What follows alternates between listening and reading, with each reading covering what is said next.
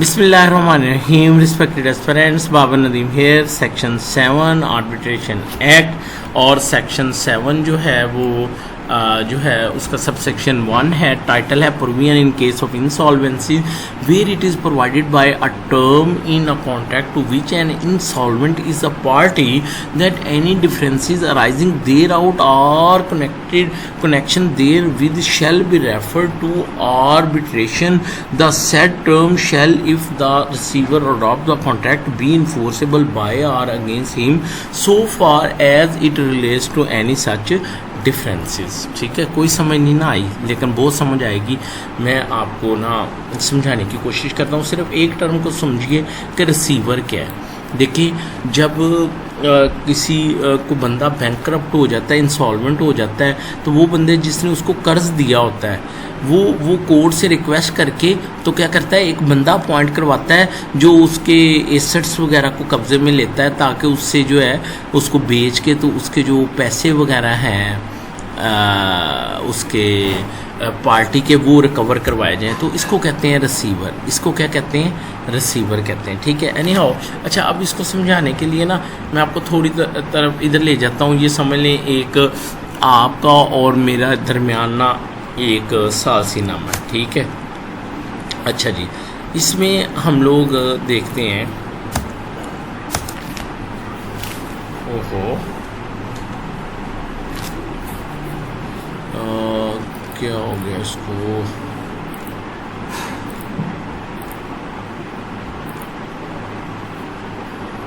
चलो,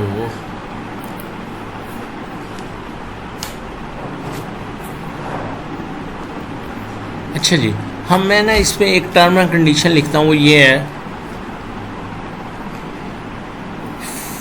अच्छा, free can के दरमियान किसी भी लेन देन के तनाज़ा की बाबत सालस फैसला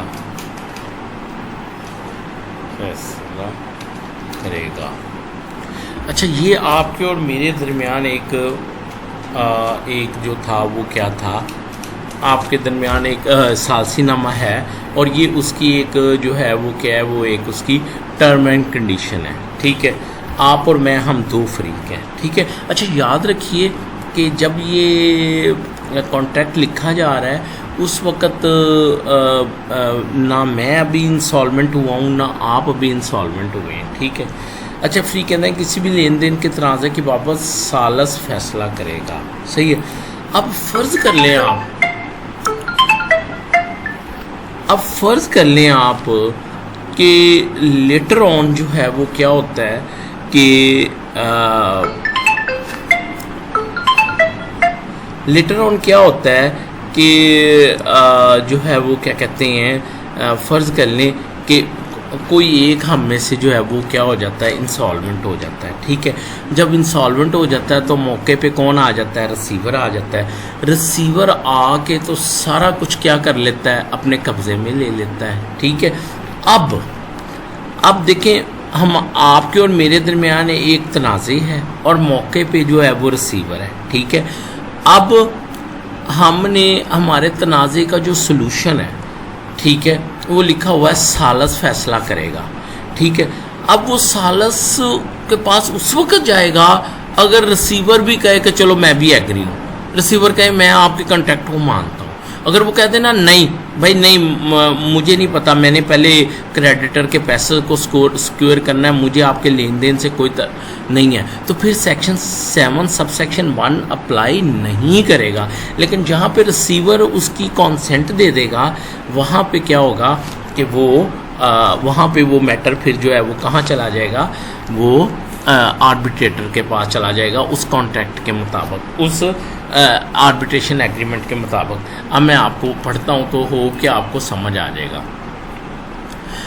where it is provided by a term in a contract to which an insolvent is a party that any differences arising thereto are in connection therewith shall be refer to the arbitration, यानी एक agreement के अंदर ये बात लिखी हुई है, the said term shall if receiver adopt the contract. अगर वो रिसीवर जो आया है वो अगर उसकी मर्जी है, वो कह दे कि चलो यार मैं आपके उस कॉन्ट्रैक्ट को मानता हूँ, बी इन्फोर्स बाय और against him so far as it relates to such differences, तो फिर वो मैटर किसको चला जाएगा, आर्बिट्रेटर को चला जाएगा उस उन डिफरेंसेस के हद तक उसके फैसले के लिए। ठीक है, अच्छा अब मैं सब सेक्शन 2 पढ़ता हूँ इसका, वो क्या है।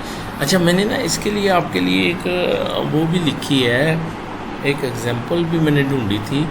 हाँ ये देखें, इफ़ अ कॉन्ट्रैक्ट, ये मैंने इजी वर्ड में इसको लिखा है सेक्शन 7 सब सेक्शन 1 को, if a contract includes a term that says any dispute related to the contract will be resolved through arbitration, and if the person who is insolvent unable to pay debts has a receiver, a person appointed to manage the insolvent asset, then that arbitration term can still be enforced. ठीक है, this means the receiver can either enforce or be bound by the arbitration agreement. Anyhow ये थोड़ा सा different ही लिखा हुआ है। Any अब इसकी एग्जांपल देखें, imagine a company ABC limited enters into a contract with a supplier, the contract state that any dispute will be settled through an arbitrator.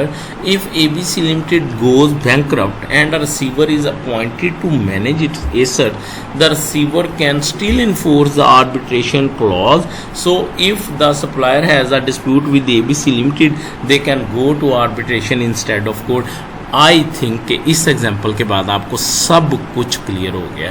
अब हम ना चलते हैं सब सेक्शन 2 की तरफ। वो क्या है, वो कहता है where a person who has been adjudged and insolvent had before the commencement of the insolvency proceeding become a party to an arbitration agreement, and any matter to which the agreement applies is required to be determined in connection with or for the purpose of insolvency proceeding, then if the case is one to which subsection does not apply, any other party to the agreement or the receiver may apply to the court having jurisdiction in insolvency proceeding for an order directing that the matter in question shall be referred to arbitration in accordance with the agreement, and the court may, if it is of opinion that having regard to all circumstances of the case, the matter ought to be determined by the arbitration, make an order accordingly. ठीक है, अच्छा बच्चों इसके फ़र्क को समझने की कोशिश करो। जो सब सेक्शन 1 है और 2 जो है ना, इसके फ़र्क को समझने की कोशिश करो। ठीक है, फ़र्क क्या है इनके दरमियान? फ़र्क ये है इसमें कि यहाँ पे जो था वो जो रिसीवर था, रिसीवर ठीक है, उसका अपना कोई इंटरेस्ट नहीं था, उसने तो पैसे लेने थे ना, सिर्फ डिस्प्यूट था किसके दरमियान, दो वो पार्टीज़ के दरमियान। किसके दरमियान था डिस्प्यूट? पार्टीज़ के दरमियान। और रिसीवर ने कहा, रिसीवर की मर्ज़ी है, उसने कहा भाई आप आर्बिट्रेशन के थ्रू करवा लो, या उसने कहा जी नहीं मैं नहीं मानता, मैं खुद ही सारे फैसले करूँगा। लेकिन जहाँ पे रिसीवर खुद भी पार्टी बन जाए, यानी एक पार्टी कहे कि इंस्टॉलमेंट से मैंने पैसे पहले लेने हैं और रिसीवर कहे नहीं पहले मैंने लेने हैं, तो जहाँ पे रिसीवर का भी इंटरेस्ट आ जाए तो अब क्या होगा? अब वो पार्टी एक तो इंसॉल्वेंट हो गया ना, जो कहती है मैंने रिसीवर से पैसे लेनी है, या रिसीवर जो कहता है जी इस पार्टी से पहले मैंने लेने हैं, उन दोनों के पास ये है कि वो कोर्ट से, उनमें से कोई एक कोर्ट में चला जाए और वो जाके कहे कि जी चूँकि जो एग्रीमेंट था इंसॉल्वेंट के साथ उसके अंदर आर्बिट्रेशन का क्लाज मौजूद है, तो लिहाजा ये कोर्ट जो है ये ऑर्डर करे कि आर्बिट्रेशन के थ्रू इसका फैसला होगा। अब मैं आपको बताऊं मेन डिफरेंस जो है वो ये है कि जो सेक्शन 7 है उसमें डिस्प्यूट दो पार्टीज़ के दरमियान है, इंसॉल्वेंट और एक दूसरी पार्टी जिसके साथ कॉन्ट्रैक्ट है। रिसीवर का उस डिस्प्यूट से कोई लेना देना नहीं है, लेकिन जो दूसरा है उसमें रिसीवर का भी इंटरेस्ट है उस डिस्प्यूट में, और रिसीवर चाहता है कि वो पैसे जो हैं वो पहले जो हैं वो क्रेडिटर के बिहाफ पे वो पहले सिक्योर किए जाएं, जबकि दूसरी पार्टी चाहती है कि नहीं, पहले मेरे पैसे जो हैं वो किए जाएं। तो ऐसे में वो दोनों जो हैं वो कहाँ जा सकते हैं, वो कोर्ट में जा सकते हैं ये ऑर्डर लेने के लिए कि इसका फैसला थ्रू आर्बिट्रेशन होवे। अच्छा, ये मैंने इजी अल्फाज में ये लिखा है, if a person has been declared insolvent and was part of the arbitration agreement before the insolvency proceedings started, and if a matter related to that agreement need to be resolved in the context of the insolvency। बच्चों ये point जो है ना इसको note कर लो, ये सब section 1 में और 2 में फ़र्क करता है कि यहाँ पे इशू किससे रिलेटेड है, इंसॉल्वेंसी से रिलेटेड है। देन इधर the other party to the agreement or the receiver can ask the court to refer that matter to the arbitration. The court will decide whether it is appropriate to send the matter to the arbitration based on the circumstances। ले जी, ये एक example मैं आपसे share कर रहा हूँ। कहता है let us say John is a contractor who entered into an arbitration agreement with the client before he was declared insolvent. Now there is a dispute about payment that needs to be resolved as part of the insolvency proceeding. ठीक है, यानी insolvency के हवाले से एक dispute आ गया। अब क्या होगा, वो द क्लाइंट जिसने पैसे लेने हैं और the receiver can approach the court and request that this payment dispute be sent to arbitration according to their agreement. If the court believe that the arbitration is the right way to resolve this issue, it will order that the matter be refer to arbitration. Hope you got my point. मैं आपको ना एक दफ़ा फिर इसकी reading करवा देता हूँ। कहता where a person who has been adjudged and insolvent. देखें, ये आखिरी स्टेज है जहाँ कोर्ट कह देती है कि मैं इसको इंसॉल्वेंट डिक्लेयर करता हूँ।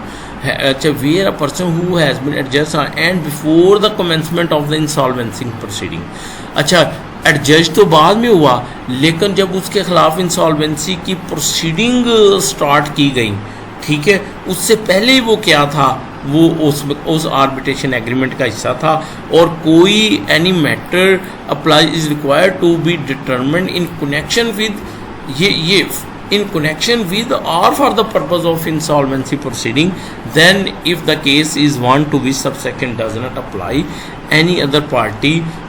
और सबसेक्शन 1 कहाँ है, जहाँ पे दो पार्टीज़ का इंटरनल डिस्प्यूट है, और सबसेक्शन 2 में क्या डिस्प्यूट है, वो इंसॉल्वेंसी से रिलेटेड डिस्प्यूट है, any party to the agreement.